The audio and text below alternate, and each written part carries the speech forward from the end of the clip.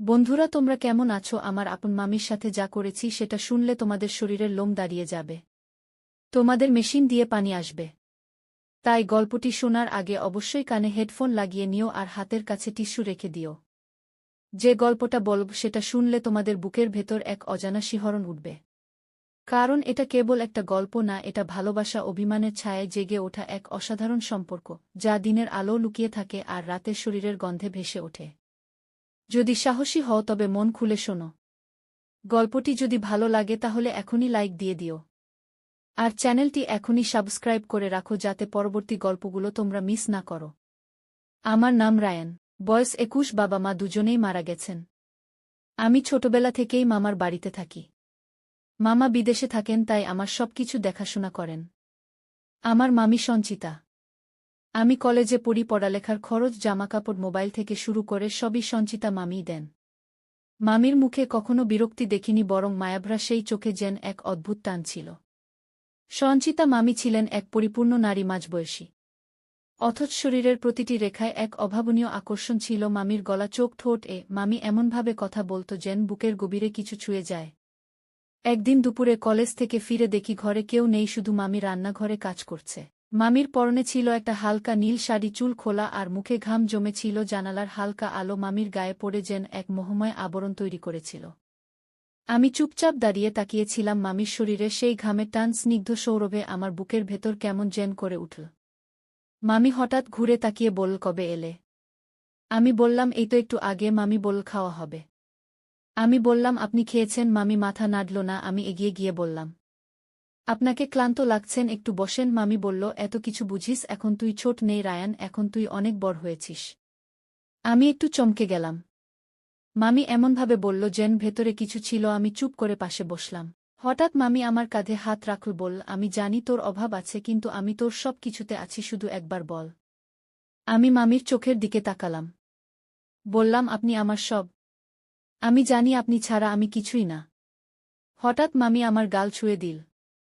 সেই ছোঁয়া যেন আগুন হয়ে গায়ে লাগল। মামির হাত ঠান্ডা, কিন্তু শরীরের ভেতর অনেক গরম মনে হচ্ছে। আমি চুপ করেছিলাম। মামি বলল, ভয় পাস না। আমি তোর মামি ঠিকই, কিন্তু আমি নারী। আমারও তো একটা মন আছে, তুই কি সেটা বুঝিস না? আমি ধীরে ধীরে বললাম, আমি সব বুঝি মামি। আমি কখনো সাহস পাইনি বলার, কিন্তু আমার চোখ সব বলে দিয়েছে। আমি যতবার আপনাকে দেখেছি মনে হয়েছে আমি কিছু একটা অনুভব করছি। মামি হেসে বলল, রায়ান শোন, ভালোবাসা হয় শরীর ছুঁয়ে, মনের গভীরে ঢুকে। আজ আমি তোর সামনে দাঁড়িয়ে আছি, তুই যদি চাস তাহলে আমি তোর একান্ত আপন হতে পারি। আমি চুপ হয়ে গিয়েছিলাম, কিছু বলিনি।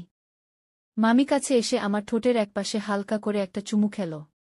বলল, এটা বুঝিস আদর না আহ্বান, সেটা রাতের বাতাসে টের পাবি। রাতে আমি জানালার পাশে বসেছিলাম। হাওয়ার সঙ্গে মিশে ছিল সঞ্চিতা মামির গালের সেই ছোঁয়া। আমার চোখ বন্ধ করে মনে হচ্ছিল ওর ঠোঁট আমার ঠোঁটে যেন ধীরে ধীরে নামছে। আমি জানতাম এই শুরু, আর এই শুরুতেই আছে শেষ পর্যন্ত গিয়ে হারিয়ে যাওয়ার মতো এক উত্তপ্ত ভালোবাসার গল্প। রাত তখন প্রায় 12টা। আমি ফোনটা নিয়ে বিছানায় বসে আছি। হঠাৎ স্ক্রিন জ্বলে উঠল, মেসেজ, সঞ্চিতা মামি লিখেছে, ঘুমাচ্ছ? আমি থমকে গেলাম। লিখলাম, না, আপনি বলুন। মামি কিছুক্ষণ চুপ, তারপর লিখল, আজ রাতে জানালার পাশে দাঁড়িয়ে আকাশ দেখছিলাম। হঠাৎ মনে হলো এই আকাশের নিচে কেউ একজন আমার খুব দরকার, যে আমার পাশে বসে থাকবে আর আমি তার কাঁধে মাথা রাখব। আমি লিখলাম, আমি তো আছি মামি, আমি তো পাশে থাকি। ও লিখল, পাশে থাকা আর একান্ত থাকা এক নয় রায়ান। আমি বললাম, আপনি কি বলতে চাইছেন? মামি লিখল, আজ তুমি দরজার বাইরে এসে দাঁড়াও, আমি বুঝে যাব তুমি আমায় বুঝেছ। আমি চুপ হয়ে গেলাম, কিছুক্ষণ চোখ বন্ধ করে শুয়ে থাকলাম। মনে হচ্ছিল বুকের ভেতর থেকে কেউ ডাকছে। আমি আস্তে করে দরজা খুলে বারান্দায় এলাম। সামনের ঘরের আলো জ্বলছে। আস্তে পায়ে গিয়ে দাঁড়ালাম দরজার সামনে। হঠাৎ দরজা খুলে গেল। সঞ্চিতা মামি সামনেই দাঁড়িয়ে, ওর মুখে অদ্ভুত শান্তি।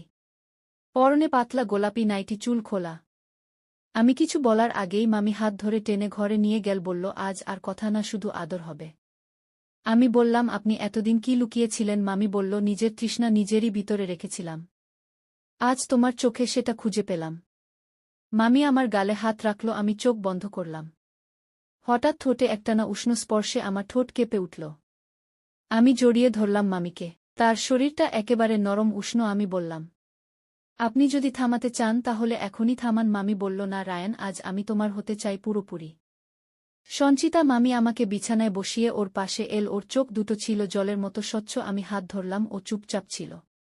তারপর আমার বুকের উপর মাথা রাখল, বলল, এতদিন ধরে এই মুহূর্তটার স্বপ্ন দেখেছি। আমি শুধু বললাম, আজ থেকে এটা স্বপ্ন না, বাস্তব। আমি ওর চুলে হাত রাখলাম, ধীরে ধীরে ওর কাঁধে ঠোঁট ছুঁইয়ে দিলাম, সেখান থেকে গলায়, তারপর গালের কাছে এসে মুখ থামল না। ঠোঁট ঠোঁটের সঙ্গে মিশে গেল, দীর্ঘ চুমু চলল অনেকক্ষণ, যেন নিঃশ্বাস বন্ধ হয়ে এল। ওর ঠোঁটে ছিল লিপবামের হালকা স্বাদ, গায়ে এক অদ্ভুত উষ্ণতা। আমি ওকে কাছে টেনে নিলাম, ওর বুক আমার গায়ে ধাক্কা খাচ্ছিল, নিঃশ্বাস কাঁপছিল। আমি বললাম, আপনি যদি চান থামতে পারি। ও বলল, না, আমি থামাতে চাই না। আমি ওর পিঠে হাত রাখলাম, শাড়ির উপর দিয়ে নরম ত্বকের নিচে কেমন যেন আগুন ছিল। ওর চোখ বুজেছিল। আমি ফিসফিস করে বললাম, আপনি সুন্দর। মামি হেসে বলল, আজ শুধু নাম ধরে ডাকো সঞ্চিতা। বলো। আমি বললাম, সঞ্চিতা, তুমি আজ আমার।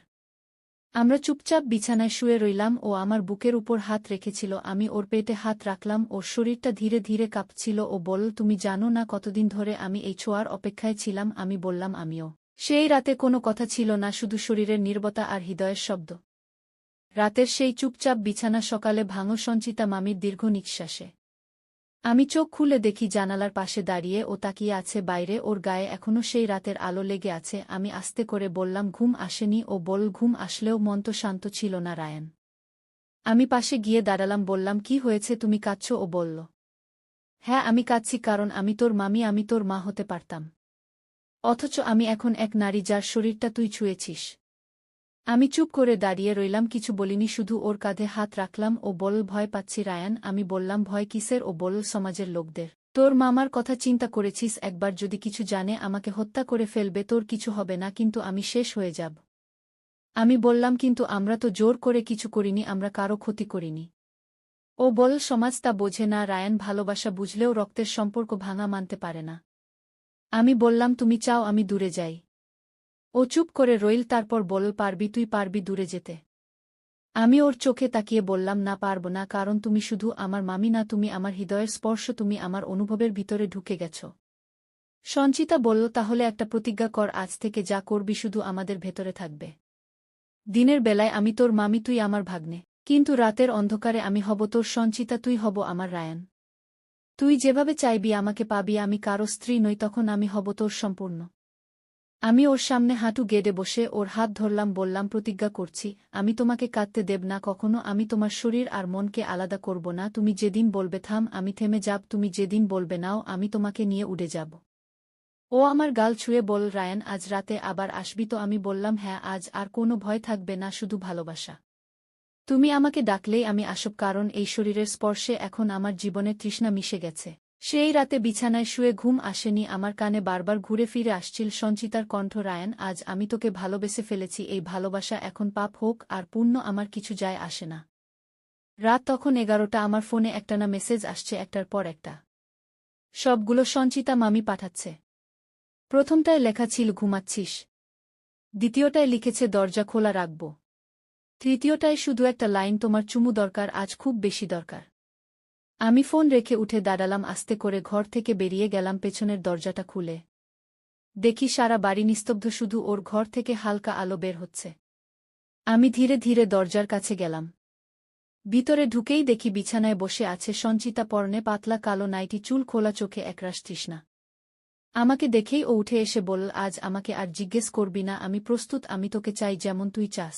আমি কিছু না বলে ওকে জড়িয়ে ধরলাম, ঠোঁটে ঠোঁট রেখে গভীর চুমু খেলাম। সেই চুমুতে ছিল আগুন, ছিল নরমতা, ছিল দুঃখ, ছিল ভালোবাসা। আমি ওকে বিছানায় শুইয়ে দিলাম। ও বলল, রায়ান, আজ আমাকে ভালোবাসার মতো নয়, প্রয়োজনের মতো ছুঁয়ে দাও। আমি ওর কাঁধ গলা ঘাড়ে একের পর এক চুমু খেতে থাকি। ওর শরীরটা নরম গরম কাঁপছিল, ওর নিঃশ্বাস বড় হচ্ছিল। ও বল, রায়ান, আমার বুক জ্বলে যাচ্ছে, তুই আমার ভিতরে ঢুক না, আমি তোকে চাই পুরোটা। আমি বললাম, আমি এখন তোর সঙ্গী, তোর স্বামী, তোর ভালোবাসার পুরুষ। ও বল, হ্যাঁ, তুই আমার, আমি এখন তোকে ছাড়া বাঁচতে পারব না। আমি ওকে পুরো শরীর জুড়ে অনুভব করছিলাম। ওর প্রতিটি উত্তাপ আমি গায়ে মেখে নিচ্ছিলাম। ওর পেট, বুক, কোমর, আমি ওকে এক মুহূর্তের জন্য ছেড়ে দিচ্ছিলাম না। আমরা দুইজন এক হয়ে গেছিলাম, তৃষ্ণায় ক্লান্ত, ভালোবাসায় পূর্ণ। রাত অনেকটা কেটে গেছে। আমি ওর কানে ফিসফিস করে বললাম, সঞ্চিতা, আমি এখন শুধু তোর, তুমি আমার সবকিছু। ও চোখে জল নিয়ে বল, রায়ান, আমি এখন তোকে ছাড়া মরেও শান্তি পাব না। আমরা দুজন চুপচাপ বিছানায় জড়িয়ে ছিলাম জানালার বাইরে বাতাসে ছিল এক নতুন দিনের গন্ধ আর ভেতরে ছিল শুধু শরীরের ঘাম ভালোবাসার উত্তাপ আর নিঃশব্দ চুমুর শেষ ছায়া। সন্ধ্যা নামতেই আমি ফোনে ব্যস্ত হঠাৎ দরজার পাশে দাঁড়িয়ে থাকা সঞ্চিতাকে দেখে চমকে উঠলাম ওর চোখ লাল গলা শক্ত। আমি বললাম কি হয়েছে?